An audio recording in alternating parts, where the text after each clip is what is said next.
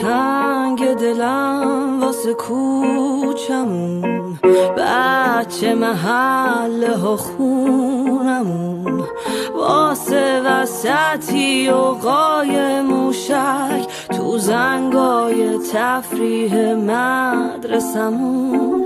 تنگ دلم واسه مهمونیا، زخم تنم بد شیطونیا، ذوق شکستن قولک پول، نصف جهان و بریونیا.